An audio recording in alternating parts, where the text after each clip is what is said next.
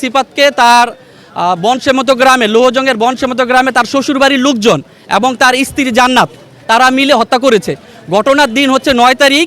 আমাদের ফোন দেওয়া হয়, আমরা ঘটনার 3-4 ঘন্টা পরে ওখানে যখন উপস্থিত হই তখন আমরা গিয়ে দেখি সিফাতকে ফ্লোরে শুয়ে রাখছে, সাবরা গড় তার ফ্লোরে শুয়ে রাখছে এবং তারা বলতেছে তাদের দাবি ও সে ফাঁসি দিচ্ছে। যদি ফাঁসি দেয় তাহলে তো ঝুলন্ত অবস্থায় থাকবো।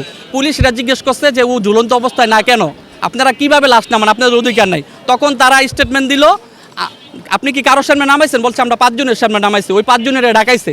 ডাকানোর পর ওদের জিজ্ঞেস করছে, এরা জিজ্ঞেস করছে হচ্ছে আপনার এসআই জয়নাল লোহজং থানার, উনি জিজ্ঞেস করছে 5 জনের মধ্যে 2 জন হচ্ছে, একজন হচ্ছে বিদেশ, আরেকজন হচ্ছে হাসপাতালে, আর 3 জন বলতেছে আমাদের ডাকে নাই। তখন এসআই বলল যে এখান থেকে তো ফাঁসি হয় না, আর এটা পরিকল্পিত হত্যাকাণ্ডের দিকে ধমক দিয়ে ওদের বলতেছে, তো আপনারা এটা লাশ নামাবেন কেন? এটা আপনাদের তো লাশ নামানোর অধিকার নাই। এছাড়াও সিফাতকে যখন নাকি মানে শোয়ানোর পরে শার্ট পেন্ট সব কিছু খোলানো চেক করা হয়, এটা আত্মহত্যার কিনা আছে কিনা, আমরা ওই রকম কোনো সিমটম পাই না। এটা পরিকল্পিত হত্যাকাণ্ড। ওর পিঠে আমার কাছে ভিডিও আছে, ওর পিঠে দাগ আছে স্পষ্ট। এছাড়াও ওর যেখান থেকে যে আড়াত থেকে ওর ফাঁসি দেওয়ার কথা ওরা বলতেছে, সেই আড়াত দূরত্ব আর ওর তো প্রায় সেম। সেখানে যদি ওরা বলতেছে একটা আপনার উন্না পেছে ওই ফাঁসি দিছে, উন্না আমরা কাইটা লাইছি, আমাদের উন্নার ছবি উন্নার ভিডিও আমার কাছে আছে, উন্না কোনো কাটাকাটি নাই, এভাবে রাখছে উন্নার সাথে। আর গলার সামনে একটু দাগ, ওরা এটা মারার পরে ওরা এটা বসাইছে।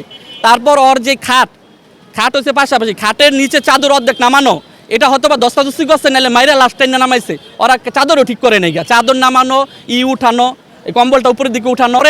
তার পরবর্তীতে পুলিশ যখন নাকি ওর থেকে মোবাইলটা নিল, 2টা সিফাতের মোবাইল, ওর একটা মোবাইল নিল, একটা ছেলের সাথেও কথা বলছে এই হত্যার ঘণ্টাখানি পরে কথা বলছে। তো জিজ্ঞেস করছে এই ছেলেটাকে, ও বলে আমার খালাতো ভাই, কিন্তু ওই নামে তদন্ত সাক্ষী আমি নামটা বলতেছি না, যেহেতু পুলিশের কাছে মোবাইল আছে, ওই নামে ওর খালাতো ভাই নাই। ওই ছেলের সাথে ও আগেও কথা বলতো, এটা নিয়ে ওর পারিবারিক কলহ, পারিবারিক ঝামেলা ছিল।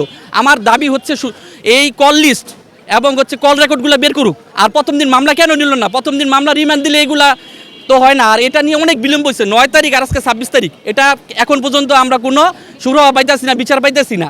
এবং আমরা যখন ওই থানাতে গেলাম, প্রথম দিন তো রাব্বুরে বোঝানো হলো, কয়েকজন বোঝালো যে আপনার এটা অপমৃত্যুর মামলা হয়েছে, এটা তো আপনার, তাহলে আপনি কেন আজকে মামলা দিবেন?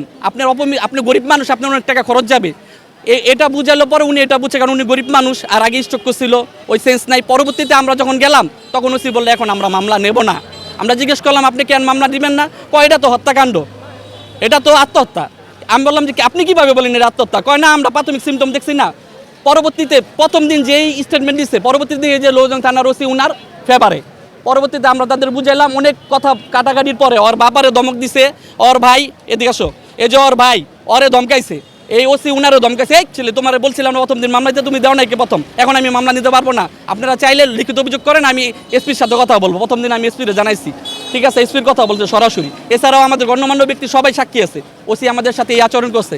আমাদের দাবি মুন্সিগঞ্জ জেলার এসপি মহোদয়ের কাছে এবং হচ্ছে যে উপদেষ্টাগুলো আছে তাদের কাছে এবং মুন্সিগঞ্জ জেলার অভিভাবক ডিসি মহোদয়ের কাছে আমাদের দাবি, এটা যাতে সুষ্ঠু তদন্ত হয়।